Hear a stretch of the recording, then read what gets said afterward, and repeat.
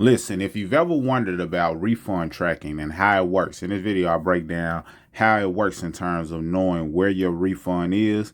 And this year, they're said to be the largest tax refunds that'll be going out ever, especially if you understand the tax code and how to benefit from the tax laws that'll qualify for you. That being said, tax season is here. Millions of taxpayers send in their tax returns. Many are left wondering where their refunds are. And with the tax staffing changing, some people may get a delayed refund, so they say. But also, if you qualify for a credit, such as a child tax credit or earned income credit, there are some laws and things in place that cause a delay there because they want to double check and make sure that you qualify for those things. Now, before we get into the refunds and how to access or tap into where's your refund, let's look at the dates and when you can expect to possibly get your refund.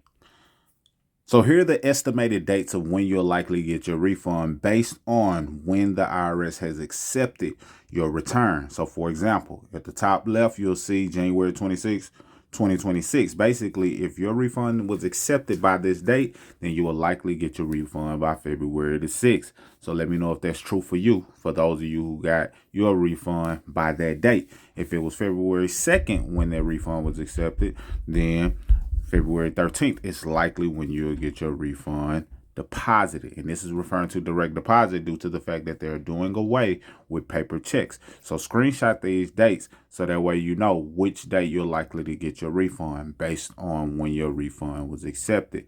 And this is good from a planning standpoint because some people want to have their refund by a particular date. So for example, if you know you want to have your refund by the beginning of April, then you might want to have your refund filed by March 23rd, just as an example. If it doesn't matter, don't worry about it. I just want you to understand the importance of knowing when you're likely to get your refund in case that helps with your planning. And screenshot these dates and then you base it on what your goals are. Now, there are some dates that are beyond April 15th for those of you who file with an extension. So if it's April 20th, then you'll likely get it on May 1st for those of you who file with an extension for whatever reason. So these are the dates that I want you to have locked in so you can have an estimated time frame on when you'll receive it. So now let's talk about where's my refund and how you can tap into that. Now, in addition to knowing where your refund is, before you even file your taxes, make sure you've done your due diligence in knowing how to get the most out of your tax return, maximize your refund legally, ethically, and morally. What do I mean? Well, they're saying that this may be the largest tax refund season ever, but it's due to what has been included into the big, beautiful bill, that legislation. However, you can control your refund based on the activities and things you did the previous year and with the right knowledge and with the tax strategist that understands how to tap into tax deductions the right way. One of the easiest ways that I see that a person can legally, ethically, and morally increase their tax refund is by having tax deductions from some form of side income, also known as a side business or a home-based business, or in this day and age, a phone-based business. Why is that important? If you're making money outside of a job, then you likely qualify for tax deductions. See, the tax code wasn't written for employees. It was written for business owners and investors and those who own real estate, which is a combination of both. See, this is what you got to understand. That being said, there are hundreds of tax deductions that you may qualify for. So if you're making money outside of a job, then it's a good chance that you qualify for tons of tax deductions. I hit on 3 real quick and then leave it alone. So if you're in the gig economy, meaning you're doing delivery type work and things of that nature, then guess what? You likely qualify for tax deductions in the form of mileage, in the form of meals, in the form of expenses associated with internet, your phone bill, and anything else associated with you doing business because it was ordinary and necessary for you to have these items in place in order to make a profit. So you need to be writing those things off. And your tax strategist should be able to point you in the right direction and give you a guideline on what you need to backtrack and see what you did last year or spent money on last year that can legally qualify for tax deductions. Very important. If you're doing e-commerce, selling product and things online, which a lot of people are with the TikTok shop and, all of the platforms allowing you to sell through their medium. That being said, guess what? You qualify for tax deductions if you're doing it with the intent to make a profit. And I don't see anybody just doing it for fun. I see people wanting to make money and figure out how to be more profitable in that area. So this opens up doors of tax deductions, which lowers your tax liability, can potentially qualify you for credits, and more importantly, increase your refund. The lower your tax liability, the more your refund can likely be. And then last but not least, social media content.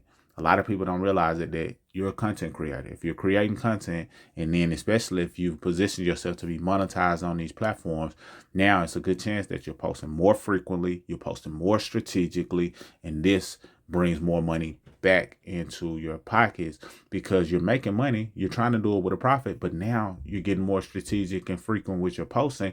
So it's a chance that you might travel and do things that tie into your content creation. The food that you eat in many cases can tie into your content creation. Of course, your phone bill, your internet, things of that nature, and props that you may use can tie into your content creation. And it all boils down to record keeping.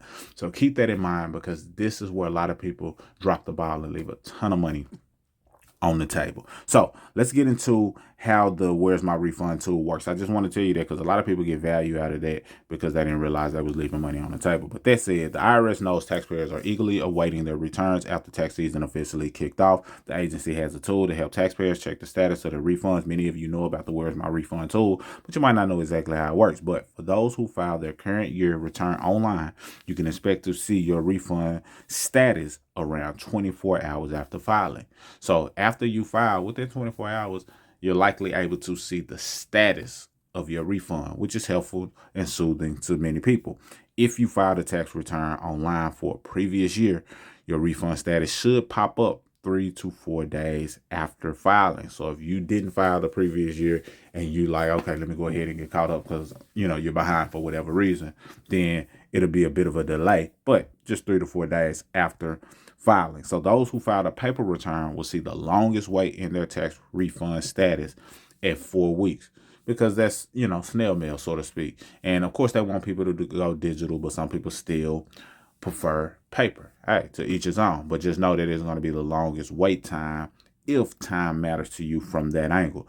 Since the IRS ended the issues of the paper checks for tax refund, taxpayers can expect to see their refunds faster if they select direct deposit, because there are other ways you can get it. You can get it on a card and things of that nature, but the paper check, they've gotten rid of that. Paper fiat, paper money is, on its way out. So we got to figure out how to operate in this digital world, regardless of your perspective of it. And refunds are typically paid out within 21 days. I gave you the dates, and that date range was 11 days, but they're saying within 21 days of filing, due to the fact that some people may qualify for credits, and that gives an added cushion of delay. So that's important to note as well. Now, those wanting to check their refund can do so online via the Where's My Refund section of the IRS website. And the IRS noted that information is updated once a day, and it happens overnight. So if you check it today, no big deal. If you don't see what you need, check it tomorrow, because the changes typically happen overnight. So here's how you check your status. Once you're on the refund status page, you'll need to enter your social security number or individual tax ID number if you have a tax ID number. Then you will need to select the tax year for which you are looking for a refund status. You can choose between 2023, 2024, and 2025. So the tax year, if you're just filing this year, even though it's 2026, the tax year is 2025, because it's based on what you did in 2025, the money that you made, the taxes that you saved. You get the point. Next, you'll select your filing status, which you can select single, married, filing joint, married, filing separately, return, head of household, qualifying widower, surviving spouse, etc. Lastly, you will need to enter the exact whole dollar amount for your refund that is shown on your tax return. So you need that exact number. Once you know that exact number, now you can track it. The My Refund page shows when your return was received, approved, and when your refund was sent. The IRS noted that it may take 5 days for your refund to show up in your bank account. So it's a delay due to just how the banking system works. It works in slow motion and things of that nature. So it may be a delay from when it drops, but depending on your bank account, then it could likely position you to get it early. Now, here's some delay concerns. The most common reason that your refund could be delayed is if your return needs corrections or extra review, which is why the IRS has urged taxpayers to be mindful of some simple mistakes. The IRS also noted taxpayers should not fret about filing a second tax return until they meet three requirements. So, as it relates to filing a second tax return, you want to make sure that you've done your part on the front end, so you don't have to worry about filing a second tax return to begin with. But some people do, based on a big delay or issues they think they may have incurred during that process. But if you choose to do so, this is what they're saying. Taxpayers should only resubmit their tax return if all these situations apply. They'll do a refund. Where's my refund does not show that the IRS received their return, and if they filed on paper over 6 months ago.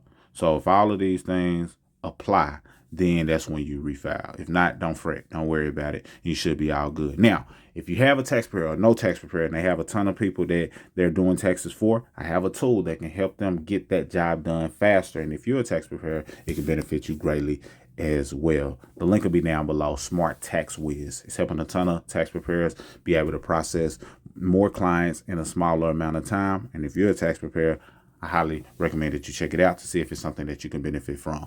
Mr. Smith signing out. Salute.